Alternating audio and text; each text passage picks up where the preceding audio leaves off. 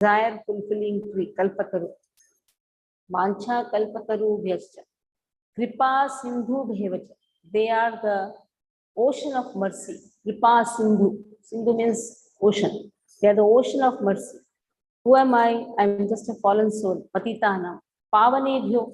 You only can purify me. So whenever a Vaishnava is seen, immediately one should tell it either mentally or when you pay obeisances, you should learn this verse. Chant along with me.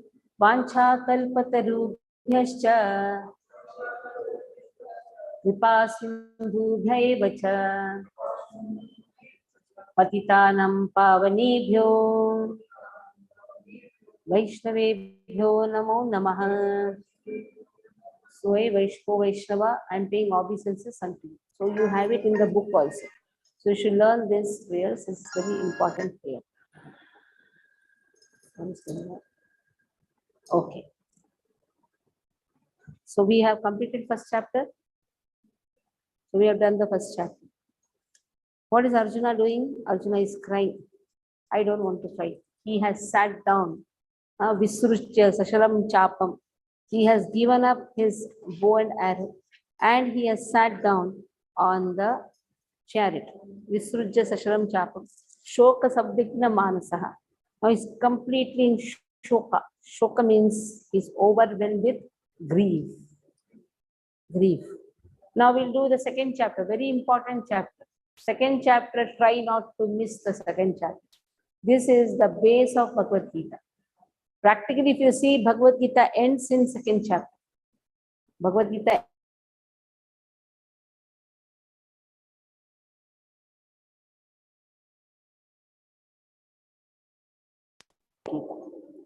Arjuna could not understand. We don't know when we are going to understand, even after 18th chapter also. Arjuna could not understand the intricacy what Krishna is trying to speak because the knowledge came with such a great flow. In second chapter, all the sections are covered. If you see, Bhagavad Gita has 3 sections: Jnana Yoga, Bhakti Yoga, Karma Yoga. What are there? Karma Yoga, Bhakti Yoga, Jnana Yoga. Then Karma Yoga, Bhakti Yoga, Jnana Yoga. First 6 Karma Yoga. Beach ka 7 to 12 Bhakti Yoga. Last 6 Jnana Yoga. You should know this. First 6 Karma Yoga. First 6 Karma Yoga. 7 to 12 Bhakti Yoga. 13 to 18 Jnana. This much you should understand. What is there in Bhakti Yoga? What is there in Bhagavad Gita? All 3 yogas are there. That is Karma Yoga, Bhakti Yoga, Jnana Yoga. Repeat again. Yeah, these 3 are there. Again and again, these 3 is. Now, all these 3 is there in second chapter. Jnana Yoga is also there. Karma Yoga is also there. Bhakti Yoga is also there. All 3 are there in second chapter. That means second chapter ends Bhagavad Gita. All 3 yogas are there. That is why more time should be spent in studying second chapter. 72 verses are there. The more we give time in understanding the second chapter, it becomes very easy to understand the further chapters. Further chapters are nothing but explanation of these 3 yogas, which has been already introduced in second chapter of Bhagavad Gita. Second chapter is Sankhya Yoga, or second chapter is Sara, Gita Sar. What is that? Gita Sar, the summary of Bhagavad Gita. Sar, Gita Sar. 2 names are there. Gita Sar or Sankhya Yoga. 2 names are there. The summarized contents of Gita summarized. This is English name. Contents of Gita summarized. Sankhya Yoga, Sankhya Yoga. Sankhya Yoga. I am going to come. It will come. Sankhya Yoga. Now let us. Arjun, okay, we'll explain Sankhya Yoga, but after this we'll explain. First, let the first verse go. Now Sanjaya is sitting with whom? Where? Rock? The palace, no? No. Where rock? Which I don't know. He's sitting in the palace, and from there he is. Acha. So rock. First time I'm hearing. Maybe.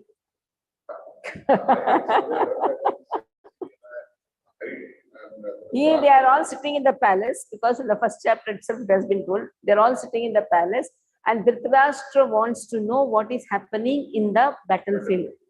And Vyasa's disciple is Sanjaya. Sanjaya has got a benediction, boon. Vyasa. Vyasa. So Vyasadeva has given him boon that you can envision the whole scene from a long distance and give a live commentary. He's like a satellite. Satellite can see, na? Like the Vyasa, I like that Sanjaya is a satellite. Now Sanjaya has seen. What he has seen? Arjuna has kept his bow and arrow aside and he is crying. Now he is giving a good news. His crying means what? It is a good news for whom? Dhritarashtra अच्छा है, चलो पहले से ही रो रहा है, चलो भागो यहाँ से, बिना लड़ाई करें किंगडम मिल जाएगा. That is what he is trying to think. Okay, without any fight, if the whole battlefield is won without a fight, there can be no other great happiness than this. So now he's going to give a good news for whom? This is the good news for whom? Dhritarashtra. But it is not a good news for Krishna. And Krishna is seeing that his friend is sitting like this and crying. Krishna is going to scold him now. And let us see. Now in this chapter, you'll find Sri Bhagavan Vacha. In the previous chapter, there was no Sri Bhagavan Vacha. If somebody studies the first chapter, then thinks this is Bhagavad Gita or what? Because there is no Updesh from Krishna, nor any conversation of Krishna. Sanjaya Vacha Tam Tatha Kripaya Vishtam Ashrupurna Kuleksharam Vishidantamidam Vakyam Uvacha Madhusudana. Sanjaya Uvacha Tam Tatha Kripaya Vishtam Ashrupurna Kulekshanam Vishidantamidam Vakyam Uvacha Madhusudana. Arjuna Vishada Yoga. That was which chapter? First chapter. Crying of Arjuna. Here also one name has come, Vishidantam. Vishidam. That means now Arjuna is crying. In the first chapter, Arjuna only cried, showed his depression signs, he only cried. Seeing this lamentation, seeing the Ashrupurna Kulekshanam, Ashrupurna, Akulaha, full of tears. Ikshalam means eyes. The eyes are full of tears. Then Sanjaya says, Krishna was overwhelmed by compassion. Because he's saying Arjuna is crying. Arjuna says, I don't want to fight. I don't want anything. And Krishna wants Arjuna to get everything. Then what Krishna is doing? Krishna is seeing, Krishna is full of compassion. And in that compassion, Krishna speaks. But how he speaks? First he scolds. You fool, you don't understand. You have to fight, you have to get the kingdom. He says, I don't want kingdom. I don't want anything. Then Krishna says, you have to fight because you have to establish dharma. Why Krishna spoke Bhagavad Gita to Arjuna? Because Arjuna did not have retaliating attitude. Arjuna was very soft. He did not have any retaliating attitude. Badle ka bhav nahi tha. Retaliating means badle ka bhav. In fact, he considered everybody as his. That is the compassion which Arjuna had. He did not have that fighting attitude. That is why Krishna is there with Arjuna, because of his soft nature. Generally, devotees are very soft. They don't have that enviousness. They don't have hatred. That is the nature of the devotees. And Krishna loves devotees only because of this nature. That is why Krishna supports devotees because of this nature. Now, seeing Arjuna is full of lamentation, Arjuna is crying, then Krishna is full of compassion. And that compassion comes out in the form of scoldings. Sometimes compassion is shown by scolding also, like father, mother scold the children. Gada hai, padta nahi hai. But that is not, Gada is not coming out of some cruelty. It's coming out of compassion. Now in the purport, Srila Prabhupada says, material compassion, lamentation, tears are signs of ignorance of the real self. Compassion for the eternal soul is self-realization. The word Madhusudana is significant in this verse. So let us see. What is the first line saying? Material compassion, lamentation. What is the meaning of compassion? Because of excessive attachment, there is always an expectation. And that expectation leads to lamentation, excessive attachment. Like a parent is attached to the son or a daughter. He has certain expectations from the son or daughter. And if that expectation is not fulfilled, then there is lamentation. And all these things, lamentation, are all these things, tears, everything are signs of ignorance. Ignorance of the real self. What is the meaning? Ignorance of the real self. Ignorance of our relationship with Krishna.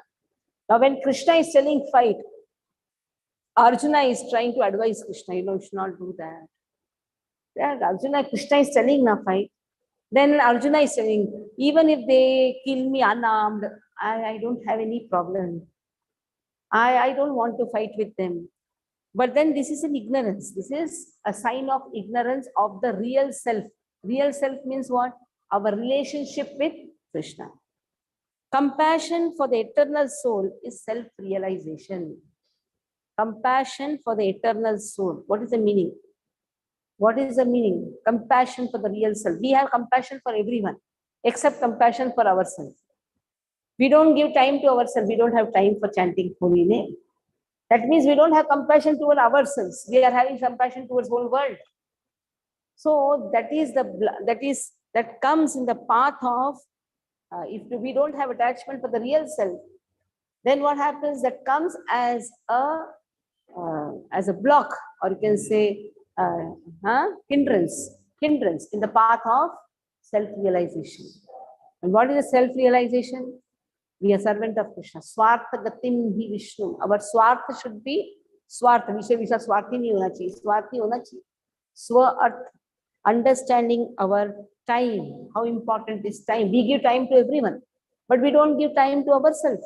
We don't chant the holy name. We don't get up in the morning. We don't chant. But we have time for the world. We'll talk. We are helping this person. And first help yourself. One who helps oneself, then only he can help others. If we are spiritually strong, then we can make others also strong. If we are spiritually weak, then what kind of strength we can give to others? There are 4 types of strength. One is gross strength, bodily strength. Okay, you can do some exercises, gym and all. And your body will be very strong. But you are not mentally strong. Then what is the use of bodily strength? So next is mental strength. Let anything happen, he is firm. He is not becoming weak. That is mental strength. One is intellectual strength. His intelligence is very, very strong. He can apply his intelligence everywhere. He's intelligent. So sometimes there is a critical situation. He knows how to be witty. So they are intellectually strong. But what is the use of intellectually strong if he is not spiritually strong? So that is why spiritual strength is very important. If you are spiritually strong, automatically you are strong in everything. Your body is also strong, your intelligence is also strong, and your mind is also strong. So then Madhusudana, the word Madhusudana is significant in this verse. Whenever in any verse, Krishna is addressed in a specific way, that signifies that verse. Madhusudana. Oh Krishna, you have killed the demon named Madhu. But you have never experienced killing your grandfather. You have never experienced killing your teacher. But you are asking me to kill my own people. So then, that is why here what is told, Madhusudana. Another word, Madhusudana, oh, this all ignorance, only you can remove, oh Krishna. So Lord killed the demon Madhu. And now Arjuna wanted Krishna to kill the demon of misunderstanding. So Madhusudana. It also refers to the demon of misunderstanding that had overtaken him in the discharge of his duties. No one knows where compassion should be applied. Compassion for the dress of a drowning man is useless. So somebody is drowning and other person is trying to help him. But just the dress, he just picks up the dress. What is the use? He has to hold the person. If he just picks up the dress, Compassion for the dress of a drowning man is senseless. A man fallen in the ocean of science cannot be simply saved by rescuing his outward dress, the gross material body. One who does not know this and laments for the outward dress is called Shudra, or one who laments unnecessarily. So, if there is a drowning person and other person just picks up his dress, what is the use? In the same way, we're drowning in this material world. If somebody is trying to save only the body, there is no use. This is an outward dress. So the real help is when a person is trying to save us spiritually, making us understand our real position, that we are servant of Krishna, who we are. If we don't understand we are servant of Krishna, we'll try to become servant of our senses. Whatever my eyes like to see, I will see. Whatever my ears like to hear, I will hear. So this is how we will try to serve our senses. That is what is told. Don't try to serve the senses, but try to serve the Lord. And whoever serves the Lord, that person understands his relationship with Krishna. So who does not understand that who should be saved? The soul should be saved. Then if he doesn't understand, he's a Shudra, or one who laments unnecessarily. Arjuna was a Kshatriya, and this conduct was not expected from him. Lord Krishna, however, can dissipate the lamentation of the ignorant man. And for this purpose, the Bhagavad Gita was sung by him. This chapter instructs us in self-realization by an analytical study of material body and the spirit soul, as explained by the Supreme Authority, Lord Krishna. The realization is possible when one works without attachment to fruitive results and is situated in the fixed conception of the real self. So now what is Sankhya? Let us understand. What is Sankhya? Because this is Sankhya Yoga. What has been given? Analytical study of the material body and the self. So if we try to analysis, let us try to do some analysis. Who am I? Am I body? Am I soul? So step by step, if you see, the body is made up of 24 elements, isn't it? Earth, water, fire, air, ether. We are given that all chart. Sense objects, that is for earth, it is smell. For water, it is tongue. Fire, it is eyes. Then you have air, it is skin. Ether, it is ears. And then we have, this is 5 knowledge gaining senses. We have sense objects. That is earth, it is smell, so it should be nose, then it should be smell. Water, it is tongue, then it should be taste. Then you have fire, it is eyes, then sight. Then air, it is skin, then it should be touch. And ether, it is ears, and it should be sound. Then we have another working elements, hands, legs, mouth. Then what? Intestines, genitals. And then we have gross. These are all the gross. Subtle, we have man, buddhi, ahankar. Mind, intelligence, falsehood. Then we have an pradhan. That is 3 modes of material nature. Now if you do the analysis, am I earth? So the body is made up of earth, water, fire, and ether. But if I ask one by one, am I earth? Then what do you say? No, I am not earth. Am I this hand? I am not this hand. Am I eyes? I am not this eyes. Am I water? I am not the water. If you do like this, naiti, naiti, naiti, no, I am not this. No, I am not this. It is naiti. I am not water. Am I hand? I am not hand. Am I legs? I am not leg. This is my hand, but I am not the hand. That is the answer. Huh? If you say, this whose nose? You say, it is my nose. Are you the nose? What will be the answer? I am not the nose. Whose house? You say, my house. Are you the house? No. In the same way, if you go on doing the analysis, 90, then we come to the conclusion, yes, I am not these elements. But these elements, this body possesses these elements. I am not this body, but the body is mine. But I am not the body. Who are you then? The answer comes, I am soul. Because there is a distinct difference between the possessor and the object. This mic is mine, but I am not the mic. That means this mic is belonging to me. This is what? Object, and there is a subject. The subject and the object. The subject says this belongs. There are two objects now. Subject is also an object, and the object is also an object. And there are two persons you can say. So this sun is mine. Are you the sun? No. The same way, the subject says, I am this, this belongs to me, but I am not this. So that is known as analytical study. So conclusion is, I am not the body. Then who are you then? I am soul. So this is, this not, you cannot say that it is a perfect conclusion. Then the next question should come. Who is the owner of this body then? Who is the owner of the body? Who is the owner of the soul? The soul and the body belongs to whom? Okay, the body belongs to the soul. But then afterwards, ultimately, when the body has to be quit, then this body belongs to whom actually? Actually, in real sense, body belongs to whom? So there is a proprietor who is the owner of body also and the soul also. That is why what property we have got, we are using in Krishna service. So first property what we have got is this body. This is the nearest property what we have got. This is an asset. Human body is an asset. It's not a liability. It is an asset. Just think, if we had got some tree body, just say all the trees are just standing. They also have a soul. There is a soul within the tree, but we cannot do anything. Helpless, just standing. Just imagine if in that condition, the soul remembers the past life. Can it stand like this? Bearing so much of heat. Now it's so hot. Sometimes there's no water available for the plants. What they can do? At least we can open our mouth and ask water. Now if there is no water available to the plants, they just wither away. They just die. Nobody can go and ask also. They cannot express their emotions also, feelings also.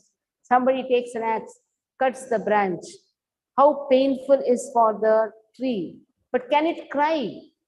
Can it cry? Somebody comes and cuts our hand. At least we can cry, we can shout, we can go to doctor. We can slap him, we can do something. But they are so helpless. Somebody takes a stone. Nowadays, mangoes are the season. The children see the mangoes, they throw the stones. It gets hurt. But still, sahanshilta. What can be done? Because ultimately the body doesn't have so much of consciousness that it can express the pain or the pleasure. It is covered in such a thick ignorance, you can say. This is, even animal, at least animal can express something. Express. Trees cannot express. But animals cannot gain the knowledge. So that is how it's going to come in the second chapter. How everybody's consciousness is covered. Human consciousness has no much covering. That is why we are experiencing pain and pleasure, and we can express and we can get the knowledge also. But animals' consciousness is there, the covering is there, but it is not so thick like trees. But trees' covering is so thick that we cannot even perceive their emotions. Can you perceive their emotions? No. At least you can see the emotions of the animals. You take a stone and throw at the dog runs away. At least you are able to understand.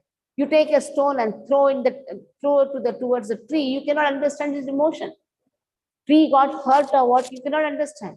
Why? Because the covering is so thick that it cannot express, unable to express. And that is why we are also unable to express whether tree has life or not. Then Subhash Chandra Bose comes and says, yes, tree has life. Then he gets a Nobel Prize. That means, did the trees have life? Did the trees did not have life before that? They had. He discovered, that is why he got a Nobel Prize. But our books, our Shastras always say there are 84 lakh species, among which one is tree. Tree is also one of the species. So many species are there, so many bodies are there. Already so many bodies the soul is undergoing. But we are so fortunate we have got human body. That is why human body just utilize. If we have got human body, utilize the human body. Chant the holy name. That is how it should start with. Chant the holy name. It should end with also chanting the holy name. But when you start chanting the holy name, you may not be having so much attraction toward the holy name. But when you end at the time, what happens? Your attraction towards the holy name, and you can see Krishna non-different from holy name. So Krishna appears in this material world in the form of name. Kalir Kale Nama Rupe Krishna Avatar. We are attracted to so many avatars. But in this Kali Yuga, Kalir Kale Nama Rupe Krishna Avatar. Why we are not attracted to the avatar who has come in the form of name? We say Matsya avatar, Kurma avatar, Varaha avatar. But in this Kali Yuga, which avatar? Nam avatar. That is why one who chants the holy name, he says, I don't have time, so much work I have. I am a secretary of a building. So that is so important. Is it so important?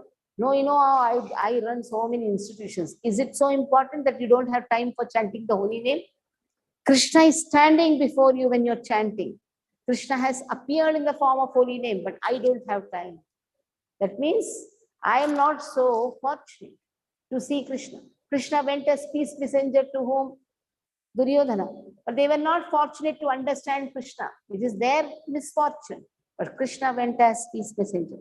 So in the same way, Krishna comes in the form of holy name, but there are so many unfortunate people who don't have time to chant holy name. They don't have time. They're so busy.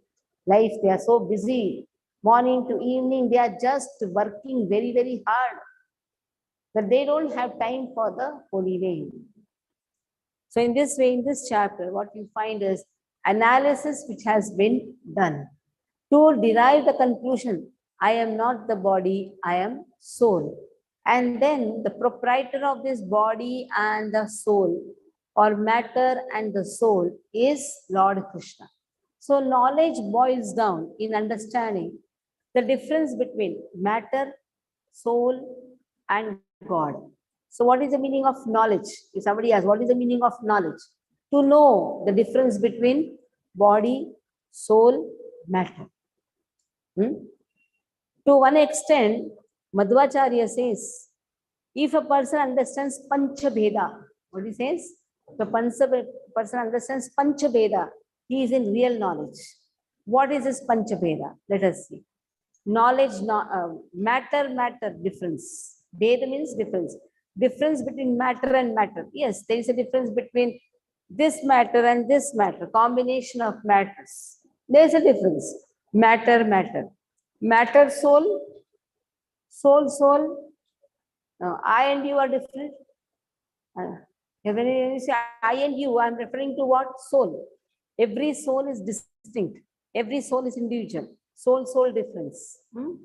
Then God, soul difference. There's a difference between God and soul. And God, matter, different.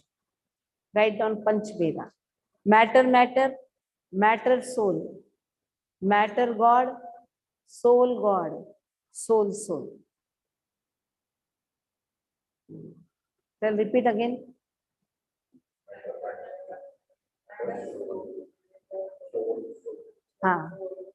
Soul, God. Matter, God. Panchveda. Whoever understands Panchveda, understand he is in knowledge. He is a Jnani. He is in knowledge. Soul. Panchveda. Matter, God. Matter, soul. Soul, God. Matter, God.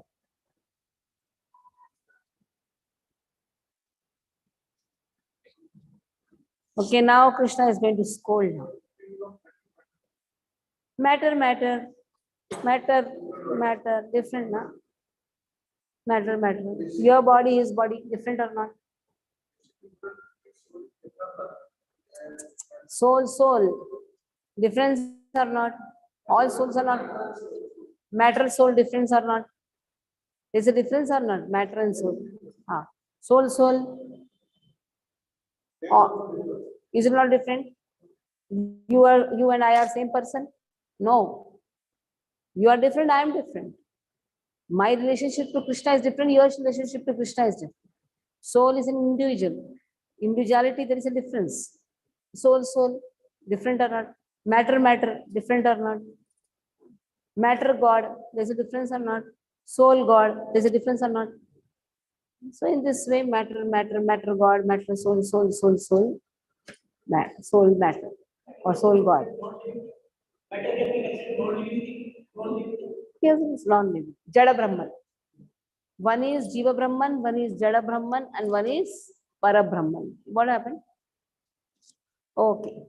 So here you saw. You have time, 5 minutes. Ask them. They have time. Ask them now. Okay. So in this, any doubts you can tell, because next we'll start peacefully. The term Sankhya means Sankhya, counting. Counting in hands. Earth, nahi. Water, naiti. Naiti. 24 elements. So all these 24 elements are Sankhya. And I am identifying whether I am this or not. Who I am not earth. Who am I? Soul. I am not water. Who am I? So body is made up of 24 elements. Matter is always eternal. The form taken by the matter is destructible. We tell, oh, body is destructible. The form taken by matter is destructible. What I am seeing is the form. I even don't know what is earth, what is fire, what is ether. The matter is always eternal. There are 24 elements in the matter. So what I see in the mirror is the form. What I am having affection towards somebody is the form. So matter is eternal, soul is eternal, karma is only changeable. Eternal.